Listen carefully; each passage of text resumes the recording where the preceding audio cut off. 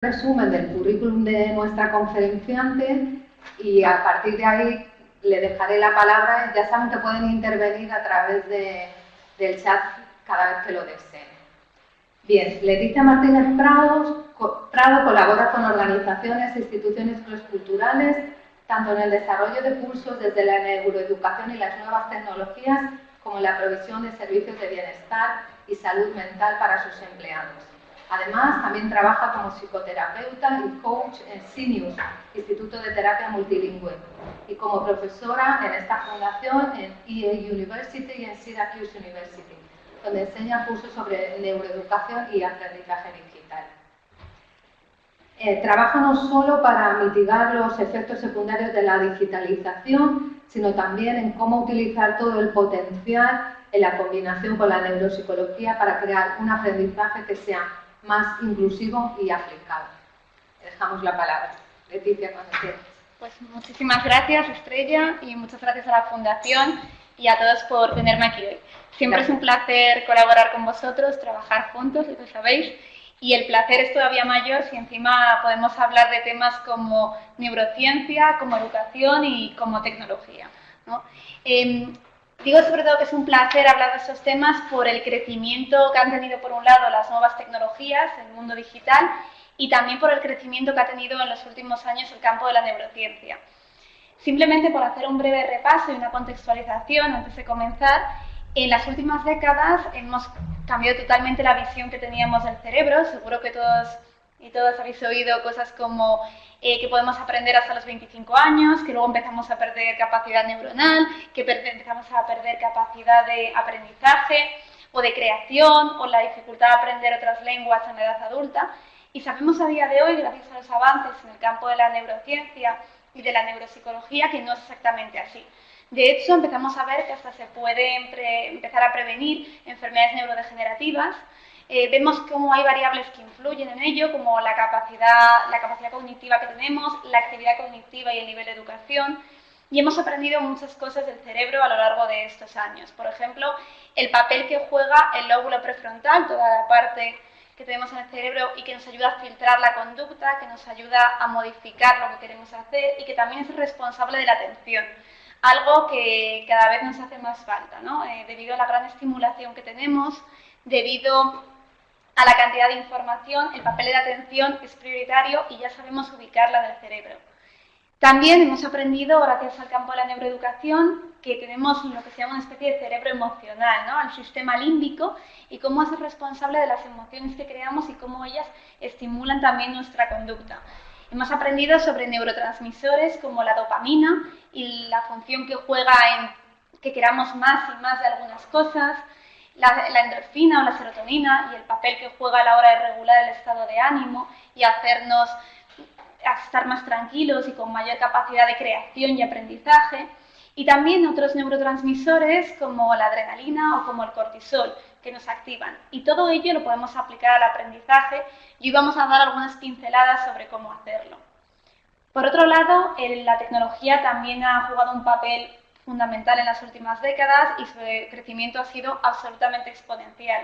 Si vemos gráficas sobre crecimiento tecnológico, vemos como hasta los años 90, incluso los 2000, es un crecimiento más lineal y a partir de ese momento empieza a ser exponencial.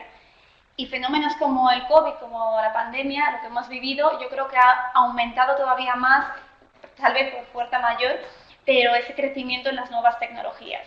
Hemos visto cómo somos capaces de analizar patrones de comportamiento, cómo somos capaces de, con múltiples datos, poder sacar relaciones entre ellos. Hemos visto cómo a nivel digital podemos llegar, por ejemplo, a hacer lo que estamos haciendo a día de hoy, a tener el placer de estar transmitiendo una conferencia en directo y tener gente de diferentes países que puede colaborar y que puede compartir con nosotros. Y hemos visto también fenómenos como blockchain y como diferentes aplicaciones móviles o, por ejemplo, todo el avance que ha habido en temas de salud. Y por otro lado, la educación.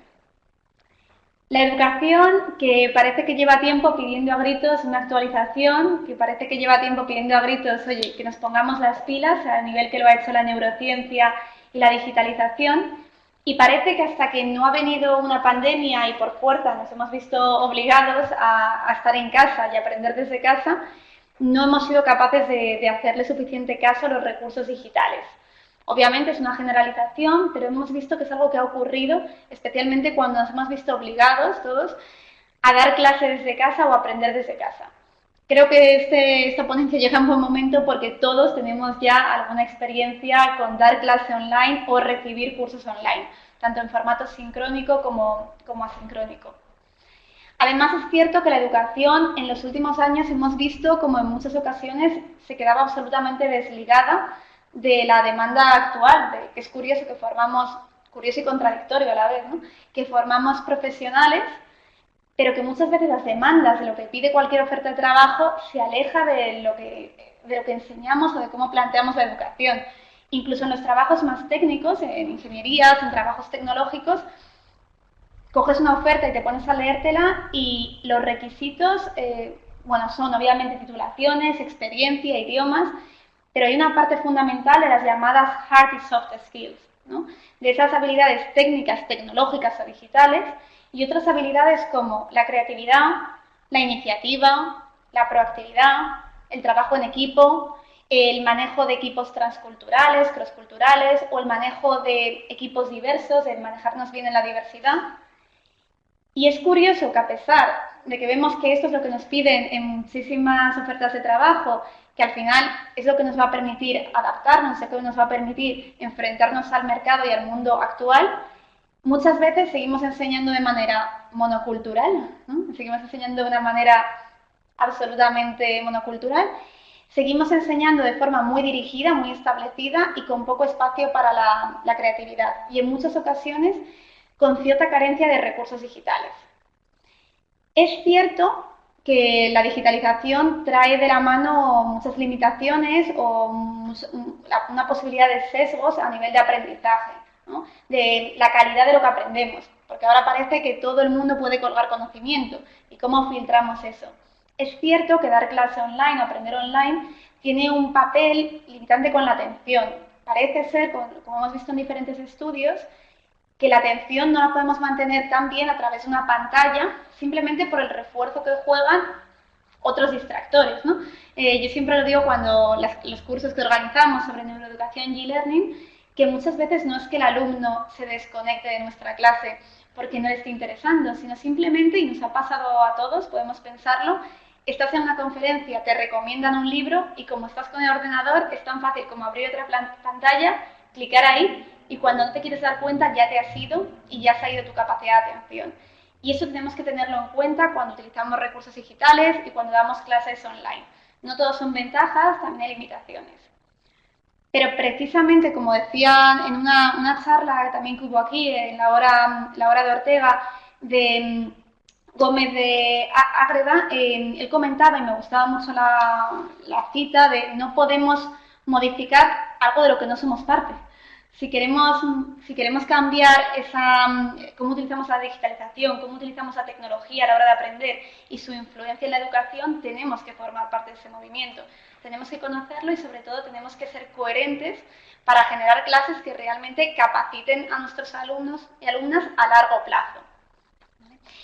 Con todo esto, yo pensando un poco en cómo organizarlo, me gustaría pensar en las 3 Cs de la educación online y cómo nos pueden servir los conocimientos de la neurociencia a la hora de dar clase con recursos digitales. Cuando hablamos de recursos digitales no nos referimos solo a dar clases online, nos referimos también a todos los recursos digitales que puedo utilizar en el aula o fuera de ella en una clase presencial. Por ejemplo, las clases en formato asincrónico también, ¿no? Las clases invertidas. Y empezando con estas 3 Cs, la primera sería la C de crear. Yo creo que cuando estudiamos, cuando enseñamos, cuando aprendemos, la parte de creación es uno de los procesos más importantes. Aprendemos muchísimo más y recordamos a largo plazo lo que creamos, lo que somos capaces de transformar, lo que somos capaces de diseñar, que lo que simplemente memorizamos. Y hay una cosa que digo siempre, que es que yo he aprendido mejor algunas asignaturas muy teóricas que enseño a día de hoy cuando las he tenido que enseñar que cuando las estudiaba yo en la carrera como alumna. Pero también lo pienso y probablemente las he aprendido mejor porque he trabajado mucho con ese material, he intentado crear una historia, he intentado crear recursos digitales, una presentación, he intentado hacer cosas con ellas más allá de simplemente leerlas o simplemente transmitirlas de manera escrita o de manera verbal. Creo que los recursos digitales nos permiten hacer que nuestros alumnos y alumnas creen muchísimo más, sean capaces de transformar. Al final el cerebro, si lo pensamos, aprende a largo plazo cuando tiene que hacer algo con la información, por diferentes motivos. Por un lado, por la predisposición que ponemos. Es mucho más fácil mantener la atención si estamos haciendo algo online, si tengo que formar parte de un proceso creativo, si tengo que organizar algo, desarrollarlo, que si simplemente estoy escuchando. Por otro lado, todo lo que creamos, algo que sabemos por el campo de la neuropsicología y de la psicología en general, todo lo que creamos nos hace sentir cierta sensación de pertenencia también, nos hace sentir que es nuestro y lo desarrollamos también con mayor placer. Esto es lo que se llama el fenómeno IKEA, ¿no? De que muchas veces cuando tú montas algo, lo montas tú con tus propias manos, luego parece que le tienes más cariño, parece que te sientes más parte de ello.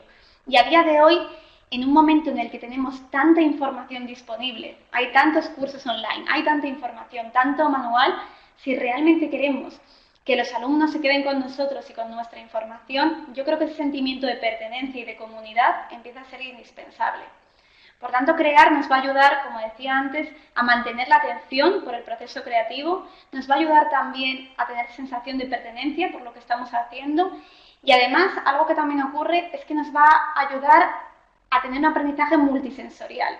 Algo que sabemos es que el intercambio de información entre el hemisferio izquierdo, más analítico, y el hemisferio derecho, más creativo, ese intercambio de información de un lado a otro hace que fijemos mucho más recuerdo a largo plazo.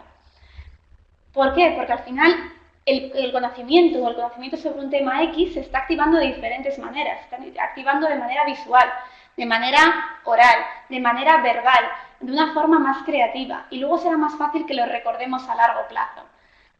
Por eso simplemente algo que se ha hecho toda la vida de contar historias o una imagen vale más que 1000 palabras, que se dice mucho, es algo que nos hace recordar a largo plazo y algo que la digitalización nos puede ayudar.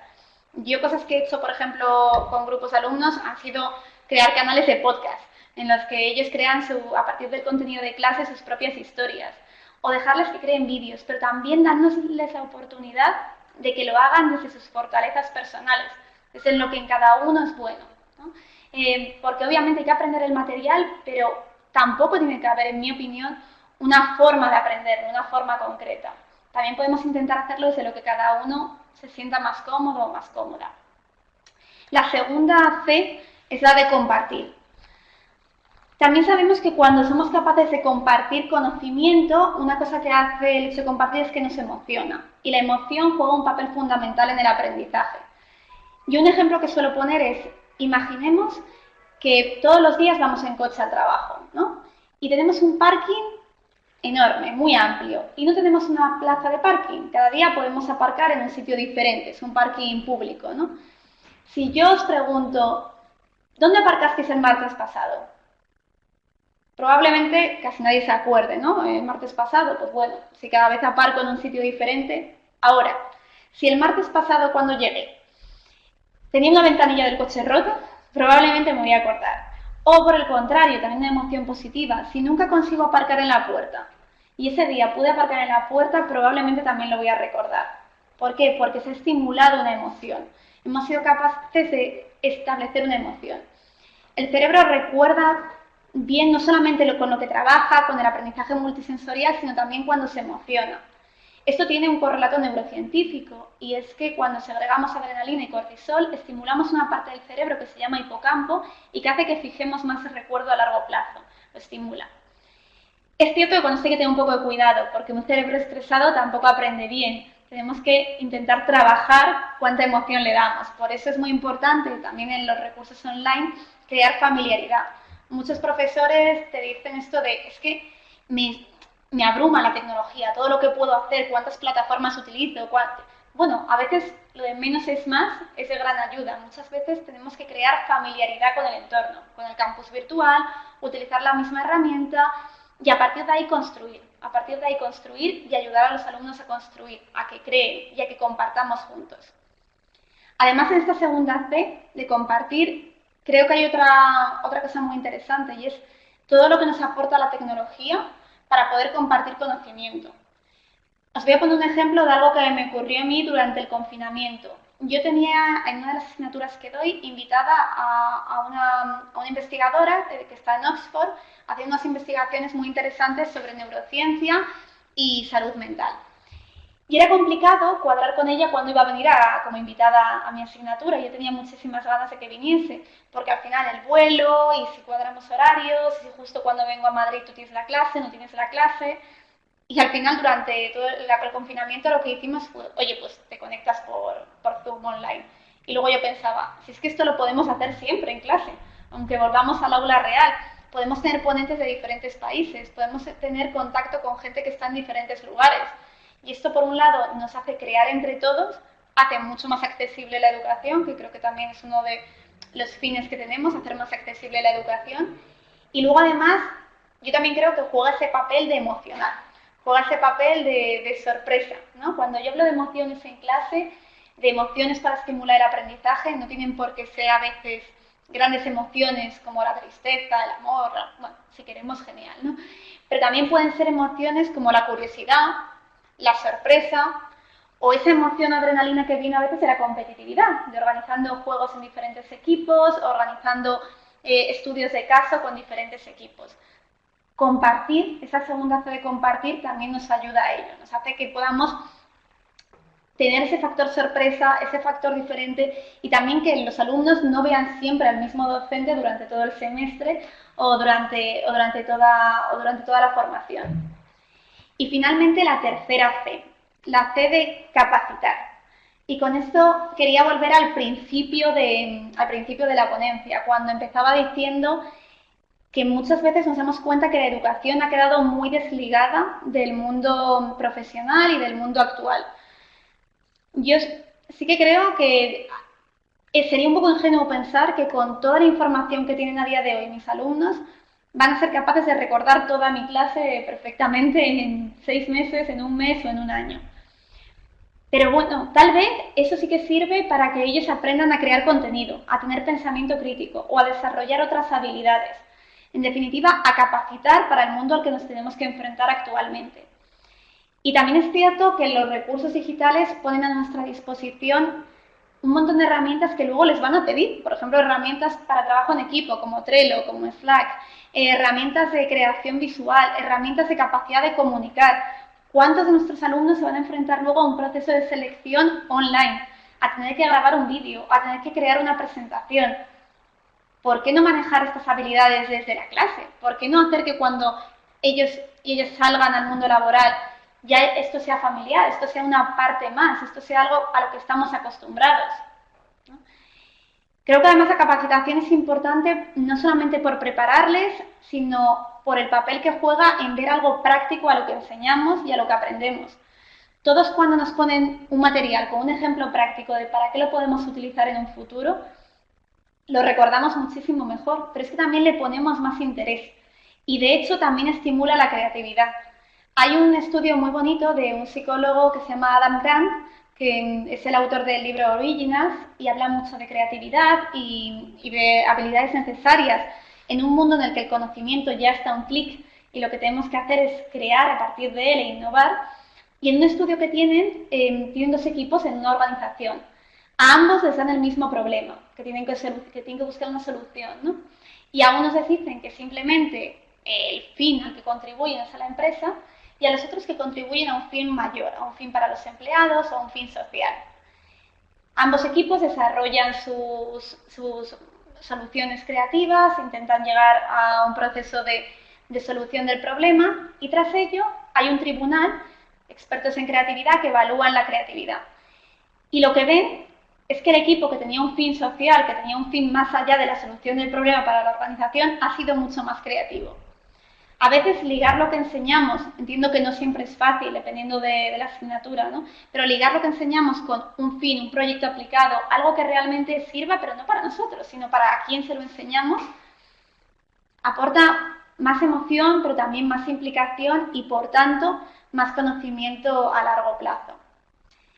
Y me gustaría terminar diciendo que todos nos hemos enfrentado como docentes a ciertos miedos cuando intentamos meter toda esta parte de neurociencia, de creatividad y de recursos digitales. A mí incluso me ha pasado que el momento de plantear cosas como, pues no hago examen, que no digo que no haya que hacer nunca examen, ¿no? Pero voy a hacer un trabajo directamente o algo que sea participativo o que se construya un proyecto a lo largo del curso, también me ha generado la sensación de, ay, a ver si voy a estar haciendo mi asignatura poco seria, ¿no? O a ver si voy a estar haciendo mi asignatura muy blanda. Y luego lo piensas y dices, bueno, pero al final, ¿qué van a encontrarse más todos estos alumnos en el día a día cuando salgan de aquí? ¿Exámenes tipo test, ABC, que les cuentan? ¿O van a encontrarse, prepara un caso, prepara una presentación, trabaja en equipo, cómo te manejas en entornos interculturales, cómo te manejas en diferentes idiomas?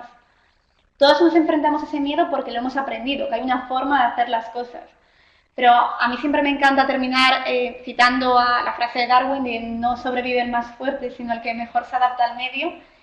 Y al final abrazar la tecnología, la neurociencia e intentar establecer más capacidad de aprendizaje a largo plazo y más capacidad creativa es una forma de adaptarnos y también de hacer que nuestros alumnos se adapten al medio, de ayudarnos a adaptarnos entre todos. Ya es muy difícil, yo creo, instruir conocimiento, de que te voy a enseñar esto porque muchas veces está un clic. Y creo que igual el papel de la educación es pasar de profesor de un instrumento, de así, así, y así se tocan las teclas de un piano, ¿no?, a director de orquesta. A intentar que entre todos, con diferentes habilidades, seamos capaces de contribuir y de generar conocimiento. Así que, bueno, concluyendo con esas 3 P's que decía, crear, compartir y capacitar, vamos a dar paso al turno de preguntas y, bueno, como digo siempre, al final la neurociencia y la psicología y la tecnología son ciencias muy nuevas, así que cualquier comentario, discrepancia, más que bienvenida. Al final de discrepar y de compartir aprendemos todos. Muchas gracias. Muchas gracias, Leticia. A mí me ha parecido apasionante, no sé si les ha pasado lo mismo. Se me ha hecho el tiempo cortísimo. Me ha parecido que llevaba 5 minutos hablando. Entonces, si les parece, lo que vamos a hacer, empezamos con el turno de preguntas aquí en sala y luego intentamos contestar a las preguntas del chat. Yo diría que tanto preguntas como cualquier comentario que quieran hacer o explicar su experiencia durante todo este tiempo. Cualquier cosa es bienvenida. Sí, por favor. Fenomenal. Bueno, la pregunta consiste en, por favor dime si me equivoco, en cómo recursos y algunas directrices para el manejo de la gamificación, ¿no? Para aprender a través de la gamificación, entiendo, en ambientes universitarios, ¿verdad? Sí, con Generación Z. Con Generación Z. Y una de las limitaciones que planteabas es la dispersión y el tema de la atención, ¿no? Del manejo de la atención. Yo quería empezar dándote la enhorabuena por no rendirte, a pesar de lo que te dijeron. O sea, enhorabuena porque es verdad que también cuando se decía esto de que, por ejemplo, no había, las neuronas solo estaban en el cerebro, seguro que y hubo alguien que dijo que no solo en el cerebro, seguro que mucha gente también se rió. Y al final las cosas avanzan por gente que no se rinde, ¿no? Que dice, bueno, voy a seguir intentándolo. Entonces, enhorabuena al respecto. Me parece curioso el argumento de utilizar la dispersión y la atención como algo en contra de la gamificación, porque al final la gamificación es aprender haciendo, ¿no? Es aprender haciendo y puede ser incluso una especie de juego de roles. Y es un aprendizaje que tenemos primario, básicamente desde la infancia. Es algo que es algo innato, o sea, es algo que aprendemos de forma absolutamente innata, imitando, haciendo roles, creando. Evidentemente esa gamificación tiene que estar en línea con la materia que estamos enseñando y con la materia que estamos aprendiendo, pero desde luego tiene un proceso creativo y tiene un proceso, como decía, de roles y tiene un proceso de emoción que va absolutamente en línea con el aprendizaje. E incluso, por eso decía que me llama la atención que el argumento sea que es una generación dispersa, y estoy de acuerdo, el nivel de estimulación que tenemos nos hace estar mucho más dispersos, ¿no? Pero precisamente a través de la gamificación podemos controlar esa atención.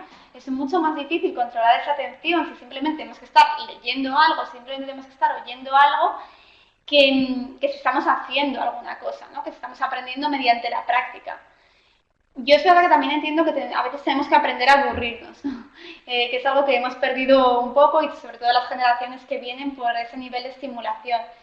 Pero, por ejemplo, prácticas incluso, y me encantaría pasarte esas referencias y luego me compartes tu correo electrónico, te lo envío, pero prácticas, por ejemplo, que se han hecho en neurociencia, incluso con recursos como mindfulness o temas de meditación, muchas veces con niños o incluso con adultos se hacen de una forma más gamificada también, se utilizan procesos de gamificación más allá de la meditación tradicional y se ve como incluso potencian la atención y como hacen que se active mucho más el lóbulo prefrontal, lo que os comenzaba comentando de la atención, y que disminuya la activación del sistema límbico.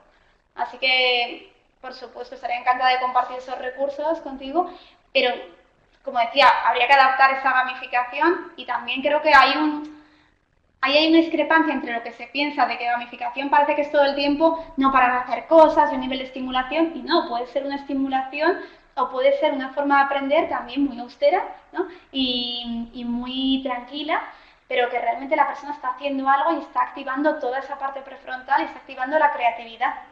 Muchas gracias. ¿Alguna pregunta más en sala? ¿No? ¿Algún comentario? ¿No? Pasamos entonces a las preguntas del chat. Bien, tenemos Sara Roncero, que nos dice: como profesora siempre tengo en duda cuánto es el tiempo adecuado para mis clases virtuales. ¿Cada cuánto incluir una pausa? Buena pregunta. Muy buena pregunta, muy buena pregunta. La tocamos en la formación que daremos, pero bueno, aún así voy a hacer un spoiler, ¿no? Y lo voy a comentar. Lo que se ha visto a nivel de mantenimiento de la atención, bueno, se ven diferentes cosas, ¿no? A nivel de mantenimiento atencional en general, parece que es difícil que mantengamos la atención en una tarea más allá, dicen, entre los 7 y los 15 minutos, lo cual es una invitación para cada 15 minutos aproximadamente cambiar de tarea. De nuevo, esto no significa me paso todo el tiempo haciendo trabajos en equipo o todo el tiempo añadiendo cosas. Puede ser una pregunta, puede ser abrir un espacio para crear, puede ser abrir un espacio para compartir otro recurso audiovisual. Entonces, podríamos manejar así el tiempo con cambios cada 15 minutos.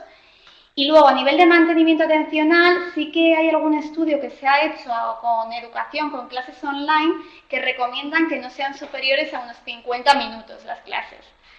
Y esto es algo que muchas veces a mí me choca con las clases que doy, porque casi todas están pensadas en formato de hora y 20, ¿no? Sí. Y algunas incluso un descanso entre medias, pero en prácticamente todas las instituciones. Yo creo que una forma que podemos tener de enfrentarnos a ello, pero es algo que a mí se me ha ocurrido, es jugar con el formato sincrónico y asincrónico. Es decir, también tratar a los alumnos como personas adultas independientes que ellos pueden aprender igual una parte del material en formato asincrónico, con un vídeo que hemos hecho antes, con una lectura, que no es necesario que todo se haga en el aula, y utilizar el tiempo del aula para crear, para hacer trabajo en equipo, para debatir, y reducir así un poco el tiempo delante de una pantalla, que es verdad que genera más cansancio, incluso a nivel visual, que estar como estamos aquí todos, ¿no? Bien, pasamos a otra pregunta. Ana Medina dice una cosa que habremos experimentado muchos. A mí se me hace difícil conseguir que los alumnos conecten sus cámaras, por lo que siento la mayoría de los días están en un monólogo. Y cuando intento aplicar herramientas interactivas me ocurre que es cuando compruebo que mucha gente no interacciona. Probablemente alumnos que conectaron pero no están atendiendo en realidad la clase. Esto yo creo que lo hemos vivido muchos, ¿no? Entonces, lo hemos vivido y hemos vivido la frustración, viviendo, ¿no? Sí. Y la frustración que supone. Además, te voy a dar las gracias a Ana porque era algo que pensaba decir, pero oye, con el tiempo y con la charla me lo había dejado en el tintero. Sí, efectivamente es algo que ocurre, y además ha habido problemas con el tema de cómo de legal, ¿no? De permitido obligar a los alumnos a poner la cámara, no obligarles a poner la cámara, también cuando hacemos exámenes. A mí algo que me parece que es práctico es organizarlo desde el principio, es decir, establecer las reglas, ¿no? y las normas de la clase desde el principio todos juntos. Como decía, a veces cuando establecemos las normas todos juntos el primer día, parece que no las estamos dando desde arriba de una manera autoritaria, sino que las establecemos como grupo. Y yo creo que eso puede ser de ayuda, ¿no? Intentar el primer día de clase, las primeras semanas, decir, ¿cómo vamos a hacer esto? Si vamos a tener todos abierta la cámara, ¿por qué vamos a tener todos abierta la cámara? Porque igual es más cómodo para cuando nos vemos, cuando hacemos interacciones, y en el caso de que no, porque es verdad que imaginemos a alguien que igual no está solo en casa, o que no quiere mostrar lo que hay en casa. Al final hay mucha diversidad y tampoco sabemos las sensibilidades de cada uno, lo que cada persona vive, y luego hay veces que es verdad que te dicen, no, es que si conecto la cámara se me cae la conexión porque no tengo buena conexión. Y tú piensas, ¿es verdad? ¿Es una excusa? Bueno, pero como no podemos comprobarlo, ¿no? Y no podemos pasar todo el semestre jugando a ser detectives, intentar si no establecer alternativas. Si no conectamos la cámara, si voy a estar utilizando igual encuestas, si voy a estar trabajando con el chat, si voy a estar haciendo grupos. Yo creo que para eso lo mejor, bueno, también es asumir que no vamos a tener nunca todo el control, pero como pasa en clase, muchas veces, por muy interesante que sea tu clase, igual le ha ocurrido algo todavía más interesante a la persona el día anterior, ¿no? Y no te va a prestar atención, pero sí que podemos intentar paliarlo estableciendo normas y reglas entre el grupo y alternativas. Alternativas, oye, ¿cómo medimos la asistencia y cómo colaboramos como grupo? Todos, porque es justo no solo para mí, sino para todos los compañeros en el caso de no poner la cámara. Ajá. Muy bien. Vamos a otra pregunta. Martín Oyer, Leticia, ¿recomiendas alguna página donde se puedan consultar herramientas y metodologías digitales para formadores? Sí, a mí me gusta mucho la web que tiene Harvard para profesores, que creo que es Harvard Laws, o Harvard Teaching Resources, algo así. Es una página de Harvard que podemos consultar, que es para profesores. Tiene una parte que es bajo suscripción, que si eres docente de alguna universidad a veces tienes acceso, y luego tiene una parte en abierto, sobre todo donde encontramos muchos recursos, muchos artículos de diferentes docentes. Por ejemplo, yo hoy me estaba leyendo uno de cómo hacer clases de calidad en formato asincrónico, ¿no? Cómo hacer clases que no sean siempre me grabo a mí mismo dando la clase y lo cuelgo, sino con diferentes localizaciones, utilizando diferentes recursos. Esto sería uno de los ejemplos. Luego, a nivel, por ejemplo, de neurociencia, yo una de las primeras cosas que leí de neuroeducación era un libro que se llama Neuroeducación, el autor de esa apellida Mora, y a mí me pareció muy interesante, y aunque en ese momento no había habido todavía todo el auge digital con el tema de e-learning, sí que toca algún puntito del tema multisensorial y creo que lo podemos conectar muy bien. Pero esa página de Harvard es interesante. Luego ahí podemos encontrar en redes sociales también diferentes recursos de e-learning. Podemos encontrar también diferentes canales de podcast que hablan sobre educación y sobre temas sobre todo de innovación educativa. Si los buscamos, hay muchísimos recursos, pero bueno, al menos los dos muy recomendables. Muy bien. Tenemos Leonor que dice, estoy de acuerdo, los conocimientos tienen que tener una parte práctica que los ancle y se recuerde información y emoción. ¿Qué opina de la superestimulación con tantos medios interactivos? También esta es buena pregunta. Sí, sí. Son buenísimas. Sí, la verdad que sí, muchísimas gracias. Pero es cierto que hay una sobreestimulación, ¿no? A veces, y eso tiene, yo creo, probablemente tendrá más, pero se me ocurren dos problemas. Uno de ellos es la cantidad de información que tenemos y la dificultad para seleccionar. Y creo que también, justo en este artículo de Harvard que hacía referencia, hablaba de ser un poco, que el docente a día de hoy también tiene que ser un poco la persona que selecciona la información. No solo que la transmite, sino que la selecciona, ¿no? Entonces, creo que es parte nuestra intentar seleccionar la información. Y luego otro problema que tiene la sobreestimulación es la fatiga atencional que crea, que estamos absolutamente agotados. Yo algo que intento hacer en las clases es decirles directamente que no cliquen en otro sitio, que luego les envío todos los recursos, diciendo, yo sé que vais a tener la tentación de clicar, porque a mí también me pasa cuando estoy viendo un webinar o estoy haciendo un curso online, pero compartirlo con normalidad, que todos nos distraemos y nos distraemos muchísimo más si es online por la cantidad de estimulación. Entonces, eso sería una cosa, crear conciencia y compartirlo. Y luego creo que otro tema, eso que decía antes, intentar utilizar pocos recursos digitales, que a veces parece que tenemos que hacer clases súper creativas y con un montón de recursos, porque estamos haciéndolo online, y muchas veces las clases más creativas no son las que mezclan más recursos, sino son sencillas. Yo siempre pongo el ejemplo de las charlas TED, ¿no? Que tienen mucho éxito, hay de todo, pero algunas son muy buenas. Y si nos fijamos, utilizan recursos digitales, casi todo el mundo las hemos visto online, y utilizan alguna presentación y tienen un formato así como muy digital, pero no utilizan grandes recursos ni una gran estimulación. Lo que utilizan sobre todo es la tecnología para llegar, para hacerlas accesibles, pero luego una narrativa que está basada en historias, en plantear preguntas, en poner ejemplos personales. Esa sería mi respuesta a la sobreestimulación. Muy bien. Tenemos otra pregunta. Emma Toledo, ¿Hacia dónde crees que deben ir las herramientas para formación en un futuro? ¿Qué deberían permitir? Es importante, por ejemplo, la posibilidad de incluir realidad virtual para que los alumnos tengan la sensación de que están en el aula. Esa pregunta es interesante. Probablemente llegaremos a ello, ¿no? Lo acabaremos viendo y no sé si para que tengan la sensación de que están en el aula, pero a mí se me ocurre, por ejemplo, para trabajos de campo, ¿no? Para trabajos, yo estuve colaborando durante el curso pasado con una institución que tenía todas las clases y los másteres presenciales y de repente tuvieron que cambiarlo todo online. Y en concreto lo que impartían era cosas de agricultura, de ganadería, cosas muy, muy técnicas y tenían muchas visitas de campo. Y esto había que suplirlo, ¿no? Y de momento lo han hecho con vídeos bastante bien trabajados, la verdad que han hecho un trabajo magnífico y ahora están recogiendo los frutos de ello y con 100 alumnos en todas partes del mundo. Y estaba pensando que, por ejemplo, la realidad virtual puede que sea el próximo paso en cuanto a esos trabajos de campo. No sé si tanto para estar en el aula, pero para prácticas, trabajos en los que tenemos que ir fuera y no siempre podemos hacerlo, sí que sería interesante. Incluso para trabajar algunas habilidades, como decía, para trabajar la habilidad de hablar en público. Todo el tema de la realidad virtual, por ejemplo, en salud mental, en psicología, se está utilizando ya como terapia de exposición. Incluso para temas de fobias, para miedos. No digo que eso sea exactamente, pero es una forma de transmitir educación también, ¿no? Exponiendo a la gente a hablar en público, a crear, o para trabajos de campo, como decía. Ajá. Muy bien. Tenemos aquí otra pregunta, Lucia López. ¿Qué opinas de que las plataformas puedan estar recogiendo información académica personal? ¿No sería un riesgo a futuro? Con información académica personal, me gustaría saber a qué se refiere en la pregunta, si es información de lo que se habla en la clase o la información de lo que compartimos como docentes, es nuestro material. Mira, contesta, que vendan después esos datos. Vale, que vendan después utilicen esos datos con un propósito.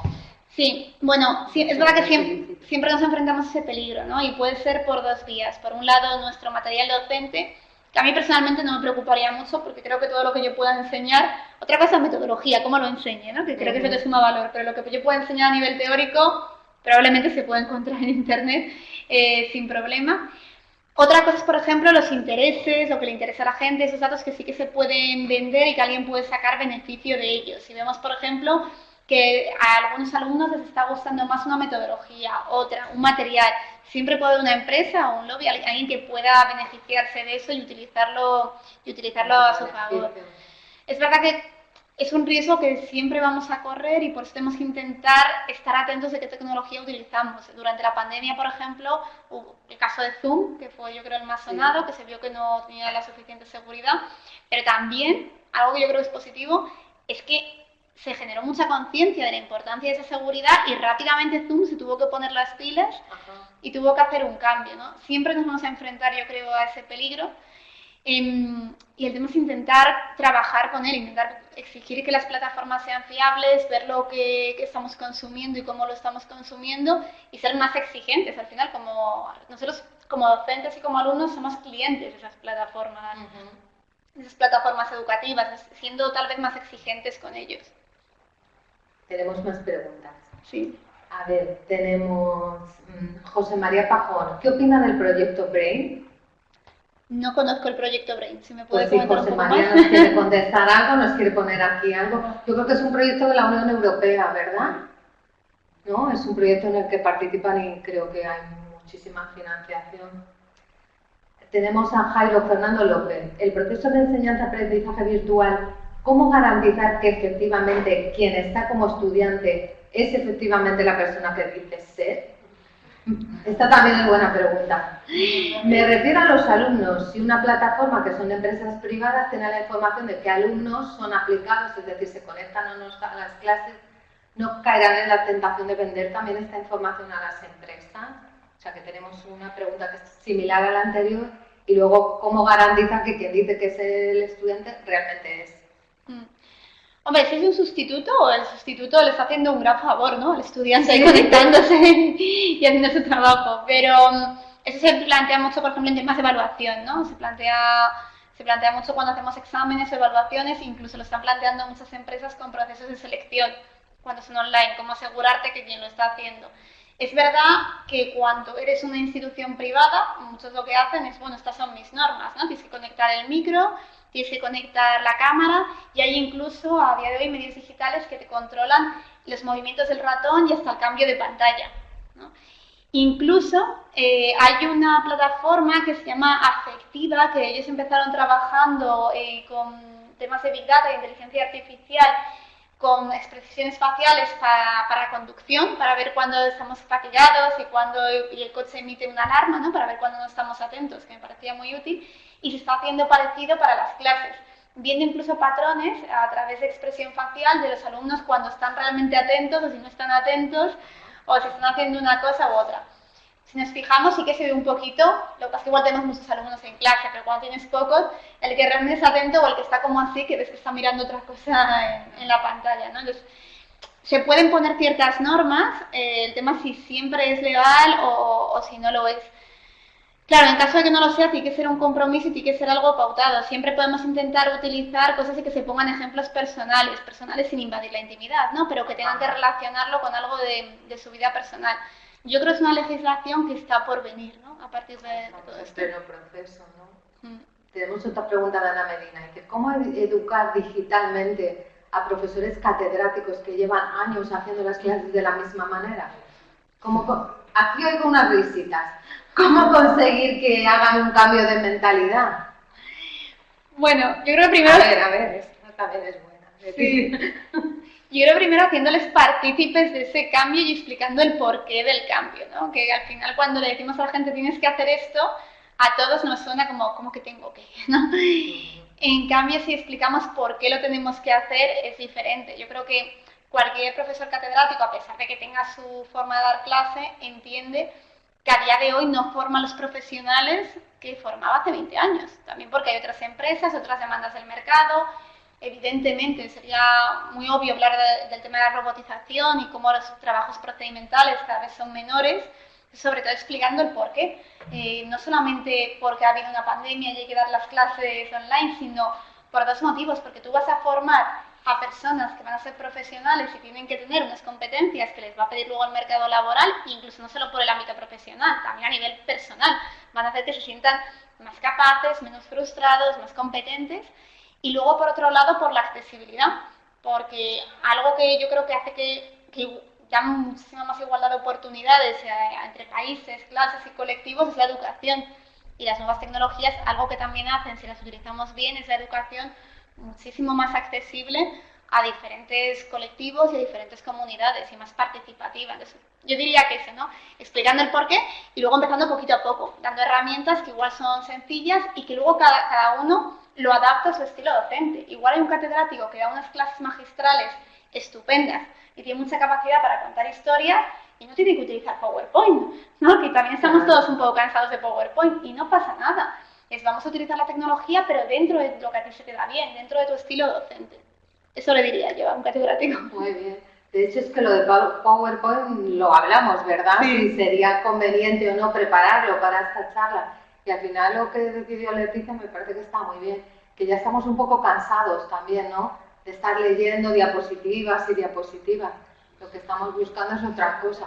Bueno, yo por lo menos esta es mi experiencia. Supongo que será la de más personas. Julián García nos pregunta, de las distintas plataformas que conoces y utilizas en tus clases, ¿cuál consideras más completa para la formación virtual? Depende.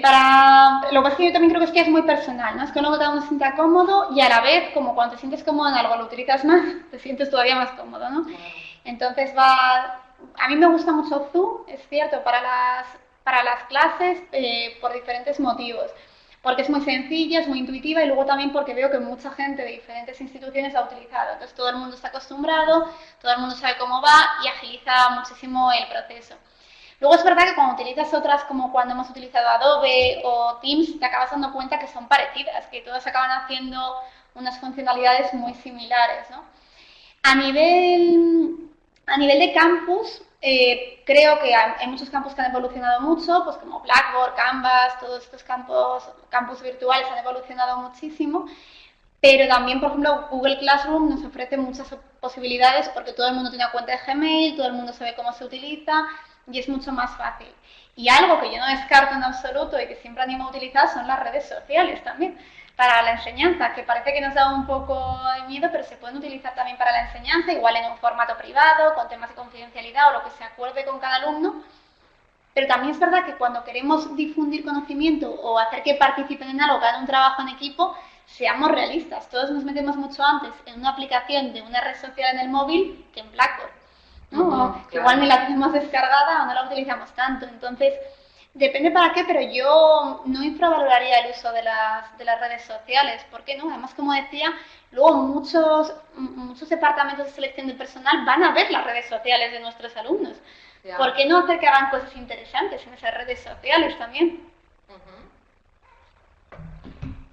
Otra pregunta tenemos, Sara Roncero. ¿Qué 3 consejos básicos darías a un profesor para reciclarse el formato virtual? ¿Por dónde empezar? 3. 3 consejos, 3. A ver, vamos a hacer un proceso creativo aquí, irme a las 3 P's. No, pues a ver, para empezar, primero empezar siendo coherente, ¿no? Y diciendo, yo tengo que hacer esto, como decía antes, porque es una forma de enseñar a los alumnos no solamente mi materia, sino que sean capaces de utilizar digitalmente mi materia, que es lo que al final les va a convertir en profesionales, es decir, decirles, tú con esto no vas a aprender solamente a salir del paso porque ha habido una pandemia y quiero hacerlo desde casa o X, o porque lo estás haciendo desde otro país, sino que vas a aprender a crear contenido digital, te vas a mover con mayor soltura, te va a servir, es decir, ser coherente, utilizo un recurso no solamente porque no me queda otra, sino porque es apropiado y puedo sacar el máximo partido. Luego, ser lo que decía antes, ¿no? De menos es más, intentar utilizar pocas herramientas y manejarlas bien y ya iremos incorporando recursos. A veces el mejor recurso es quitar la presentación, dejar solamente las caras y hablar entre todos y debatir y hacerlo un poco hasta en un formato, no pasa nada, con un agua, un café y comentando el tema, es decir, simpleza, ¿no? Online no significa un montón de cosas, cuanto menos mejor y más simple. Entonces la primera sería, como decía, ser coherente, la segunda, simpleza, sencillez y intentar que sea práctico, y la tercera, hacerlo desde tu estilo personal, que también lo he comentado antes, ¿no? De si a ti te encanta, por ejemplo, el tema de la gamificación, pues genial, vamos a intentar trabajar con ese tipo de cosas porque si también se te va bien en el aula, lo vas a acabar adaptando online porque es donde te sientes cómodo, ¿no? Si te gustaban más las clases simplemente contando historias, genial, vamos a utilizarlo. Igual podemos meter una imagen para apoyar o igual podemos... Y si te gustaba, por ejemplo, más, yo qué sé, utilizar grupos de trabajo y irte moviendo, pues hacemos diferentes salas de trabajo en la plataforma digital y voy entrando en una y en otra y dejo un espacio después. Así que serían esos 3. Y nos pregunta Martín, oye, ¿cuáles serían los errores a evitar? Los errores a evitar. Yo creo que ser muy optimista con el tiempo.